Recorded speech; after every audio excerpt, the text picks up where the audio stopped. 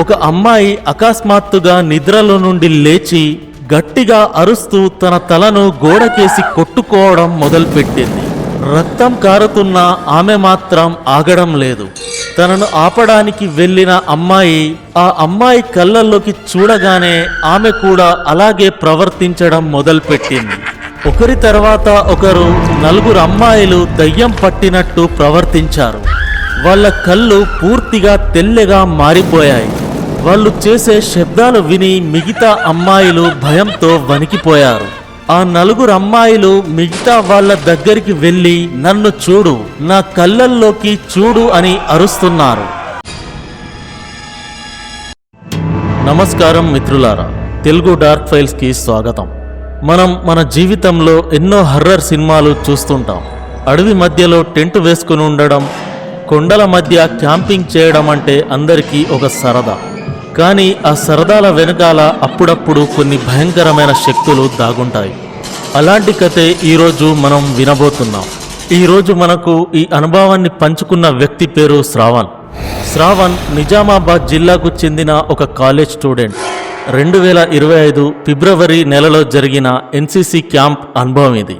సాధారణంగా NCC camp అంటే క్రమశిక్షణ, దేశభక్తి, ఆటపాటలుంటాయి. శ్రావణ్ వెళ్ళిన ఆ ప్రాంతం మాత్రం ఒక శవాల దిబ్బ అని శ్రావణ్కు తర్వాత తెలిసింది. ఈ కథను మీరు వింటున్నప్పుడు ఒక్క నిమిషం ఊహించుకోండి. చుట్టూ దట్టమైన అడవి, కొండలు, ఆకాశం విరిగిపడేలా పడుతున్న వర్షం.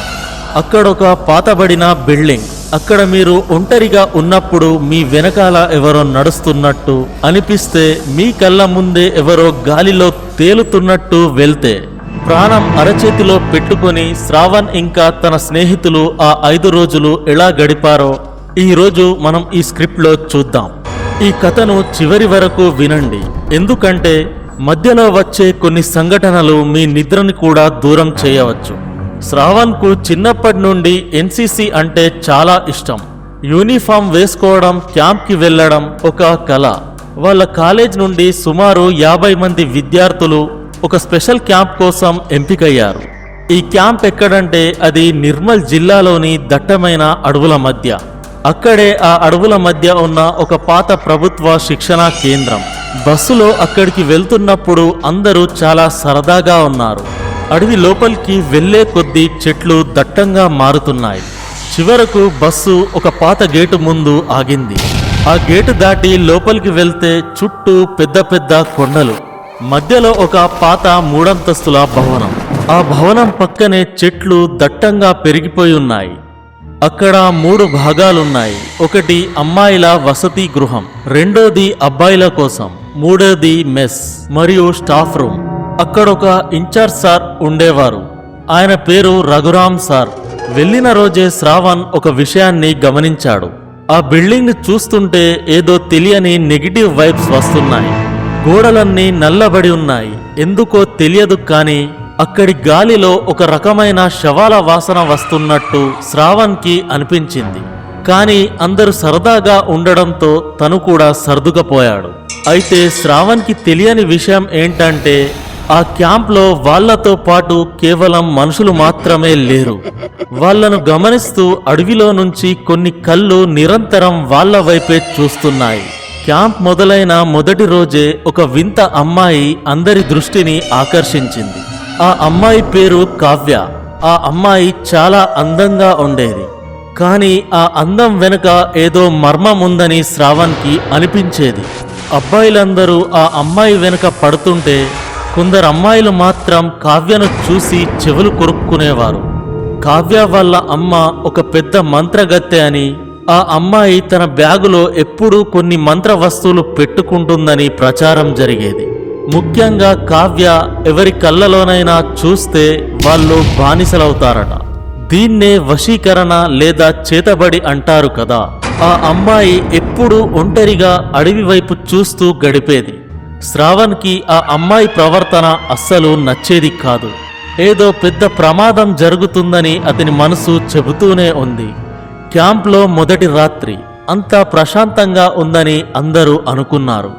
ఆ రోజు రాత్రి శ్రావణ్కు నిద్ర పట్టలేదు.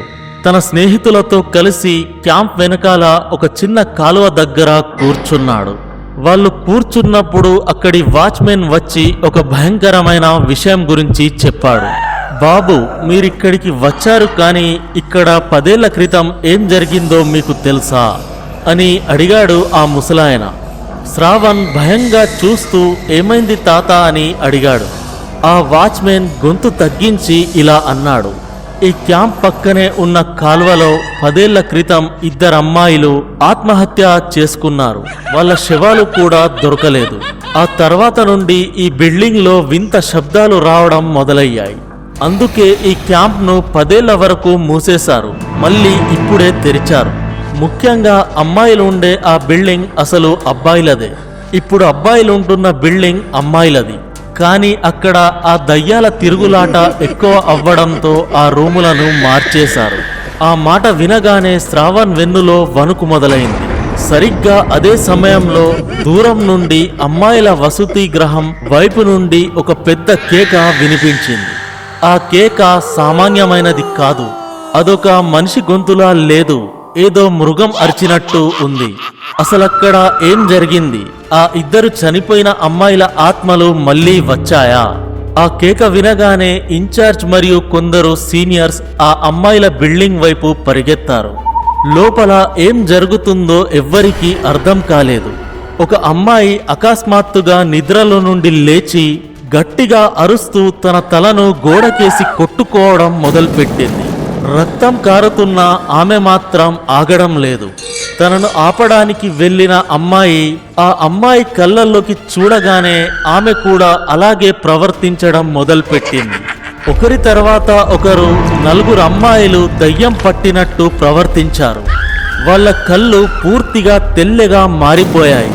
వాళ్ళు చేసే శబ్దాలు విని మిగతా అమ్మాయిలు భయంతో వణికిపోయారు. ఆ 4 అమ్మాయిలు మిగతా వాళ్ళ దగ్గరికి వెళ్ళి నన్ను చూడు, నా కళ్ళల్లోకి చూడు అని అరుస్తున్నారు. వ్యూవర్స్, ఇక్కడ గమనించాల్సిన విషయం ఏమిటంటే ఆ అమ్మాయిలు ఎవరి కళ్ళల్లోకి చూస్తే వాళ్ళు కూడా అలాగే మారిపోతున్నారు. సీనియర్ మేడం వచ్చి అందరూ కళ్ళు మూసుకోండని గట్టిగా అరిచారు. చివరకు వాళ్లను బలవంతంగా పట్టుకొని ఇంజెక్షన్లిచ్చి ఆస్పత్రికి పంపించారు. కానీ తర్వాత డాక్టర్లు చెప్పిన సమాధానం వింటే మీకు ఆశ్చర్యం వేస్తుంది. కేవలం వాళ్లకు స్ట్రెస్ వల్లే అలా జరిగిందని తేల్చేశారు. కానీ అక్కడ ఉన్న వాళ్ళందరికీ తెలుసు అది స్ట్రెస్ కాదు, మరో శక్తి అని. మరుసటి రోజు శ్రావణ్ పుట్టినరోజు. తన స్నేహితులకు తెలుసుండడంతో కేక్ తీసుకొచ్చారు. శ్రావణ్ స్నేహితులందరితో కలిసి సరదాగా సాయంత్రం పూట కేక్ కట్ చేశాడు. అందరూ కలిసి డ్యాన్స్ ప్రాక్టీస్ చేశారు. బ్లూటూత్ స్పీకర్లో పాటలు పెట్టుకుని అందరూ బాగా ఎంజాయ్ చేశారు. కానీ రాత్రయ్యేసరికి మళ్ళీ వాతావరణం మారిపోయింది. ఆకాశం నల్లగా మారిపోయి ఉరుములతో కూడిన వర్షం మొదలైంది. రాత్రి 12 గంటల సమయంకి శ్రావణ్కి బాత్రూంకి వెళ్ళాలనిపించింది. కానీ ఒంటరిగా వెళ్లే ధైర్యం లేక తన 4 స్నేహితులను కూడా తీసుకున్నాడు. అబ్బాయిల వసతి గృహం వెనుక వైపు దట్టమైన అడవి ఉంటుంది. అక్కడే బాత్రూమ్స్ ఉన్నాయి. వర్షంలో తడుస్తూ వెళ్లారు. శ్రావణ్ బాత్రూమ్ లోపలికి వెళ్లి రాగానే బాత్రూమ్ తలుపు దానంతటదే గట్టిగా మూసుకుపోయింది. బయటున్న తన స్నేహితులు తలుపు తీయడానికి ప్రయత్నిస్తున్నారు. కానీ ఆ తలుపు రావడం లేదు. లోపల శ్రావణ్కు ఎవరో తన వెనుక నిలబడి ఊపిరి పీలుస్తున్నట్టు అనిపించింది. ఒక భయంకరమైన నల్లటి నీడ తన చుట్టూ తిరుగుతున్నట్టు, తన చెవిలో ఎవరో అరుస్తున్నట్టు అనిపించింది. శ్రావణ్ భయంతో వణికిపోతూ హనుమాన్ చాలీసా చదవడం మొదలుపెట్టాడు. సరిగ్గా 30 సెకండ్ల తర్వాత తలుపు తెరుచుకుంది. శ్రావణ్ బయటికి రాగానే చూసిందేంటంటే తన స్నేహితుల ముఖాలు పేలిపోయి ఉన్నాయి. వాళ్ళక్కడి నుండి పరిగెత్తుకుంటూ బిల్డింగ్లోకి వెళ్తుంటే శ్రావణ్ స్నేహితుడు విజయ్ కాలెవరో పట్టి లాగుతున్నట్టు కింద పడిపోయాడు. అతని 2 పండ్లు ఊడిపోయాయి. వెంటనే వీళ్ళు దగ్గరికి వెళ్ళి విజయ్ని లేపారు. విజయ్ని లేపి ఎంత లాగినా విజయ్ కాలు మాత్రం కదలడం లేదు. విజయ్ షూని ఏదో శక్తి నేల కదిమి పట్టుకుంది. ఎంత లాగినా ఆ షూ మాత్రం రావడం లేదు. చివరకు విజయ్ ఆ షూని అక్కడే వదిలేసి సాక్సులతో పరిగెత్తుకుంటూ గదిలోకి వచ్చాడు. గదిలోకి వచ్చాక భయంతో వణికిపోతున్న తన బ్లూటూత్ స్పీకర్లో హనుమాన్ చాలీసా ప్లే చేశారు. కానీ విచిత్రం ఏంటంటే ఫుల్ ఛార్జింగ్లో ఉన్న ఆ స్పీకర్ కేవలం 1 నిమిషంలోనే ఆగిపోయింది. అక్కడున్న దోమల తెర గాలిలో లేచి మరో అబ్బాయి మీద పడింది. ఆ అబ్బాయి వేరేవాడు కావడంతో వాళ్ళు శ్రావణ్ వాళ్ళ మీదికి గొడవ పడడం మొదలుపెట్టారు. ఆ గొడవ విన్న సీనియర్స్ వచ్చి శ్రావణ్ టీంకి పనిష్మెంట్ ఇచ్చారు. రాత్రి 1 గంటకి వాళ్లను బిల్డింగ్ బయట వర్షంలో నిలబెట్టారు. ఆ సమయంలో శ్రావణ్ తన ఫోన్లో ఒక చిన్న వీడియోని రికార్డ్ చేయడానికి ప్రయత్నించాడు. ఆ వీడియో సరిగ్గా 13 సెకండ్ల దగ్గర ఆగిపోయింది. కానీ ఆ 13 సెకండ్లలో సరిగ్గా వాళ్ళు చూసింది మీరు చూస్తే మీ గుండె ఆగిపోతుంది. వాళ్ళ ముందు నుండి సుమారు 12 అడుగుల పొడుగు ఉన్న ఒక నల్లటి ఆకారం వంగి నడుస్తూ అడవి వైపు వెళ్తుంది. అది మనిషి కాదు, జంతువు కాదు, అది ఒక జిన్ అని వాళ్ళు తర్వాత గ్రహించారు. 3వ రోజు రాత్రి అమ్మాయిల బిల్డింగ్లో మళ్ళీ పెద్ద గొడవ. ఈసారి గొడవకు కారణం కావ్య. ఒక అమ్మాయి కావ్య బ్యాగ్ని చెక్ చేస్తే అందులో రక్తం పూసిన 7 నిమ్మకాయలు, కొన్ని బొమ్మలు, నల్లని దారాలు కనిపించాయి. అందరూ కలిసి కావ్య మీద పడిపోయారు. నువ్వే చేతబడి చేస్తున్నావు, నీ వల్లే ఆ అమ్మాయిలకు దయ్యం పట్టింది అని గట్టిగా అరిచారు. కావ్య మాత్రం నా బ్యాగులో ఎవరు వేశారో నాకు తెలియదని ఏడుస్తూ చెప్పింది. కానీ విచిత్రమేమిటంటే ఆ గొడవ ఆపడానికి వచ్చిన సీనియర్స్ కూడా కావ్య కళ్ళలోకి చూడగానే శాంతించిపోయారు. అదేం లేదు, వదిలేయండి, ఆ అమ్మాయి ఏం చేయలేదు అంటూ ఆమెను సపోర్ట్ చేయడం మొదలుపెట్టారు. కావ్య నిజంగానే నిర్దోష లేక తన కళ్ళతో సీనియర్స్ని కూడా వశీకరణం చేసిందా? ఆ అడవిలో ఉన్న శక్తులకు కావ్యకు సంబంధం ఏమిటి? 5 రోజుల క్యాంప్ ముగిసింది. శ్రావణ్ సురక్షితంగా ఇంటికి చేరుకున్నాడు. కానీ తన మనసు మాత్రం ప్రశాంతంగా లేదు. తన తల్లికి అంతా చెప్పాడు. వాళ్ళమ్మ వెంటనే శ్రావణ్ని ఒక పీఠాధిపతి దగ్గరికి తీసుకెళ్ళింది. ఆ గురువుగారు శ్రావణ్ని చూడగానే మొదటి మాట ఏమన్నారో తెలుసా? బాబు, నువ్వు మృత్యువు నోట్లో నుండి బయటపడ్డావు. నువ్వు వెళ్ళిన ఆ ప్రాంతంలో కేవలం ఆత్మలే కాదు, అక్కడ 7 జిన్లు, 6 పిశాచాలు, 3 చుడేళ్లు తిరుగుతున్నాయి. ఆ బిల్డింగ్ ని వాళ్ళు తమ ఇల్లులాగా మార్చుకున్నారు.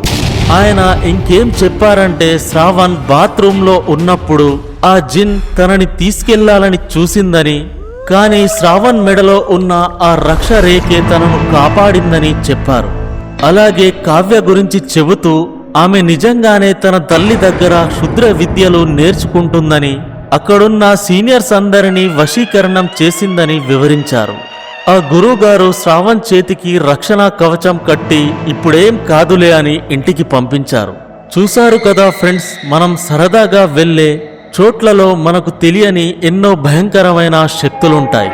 శ్రావణ్ అదృష్టవంతుడు కాబట్టి తిరిగి వచ్చాడు. అందరూ అలా రాలేరు. మీకు ఈ కథ నచ్చినట్లయితే వీడియోను లైక్ చేయండి.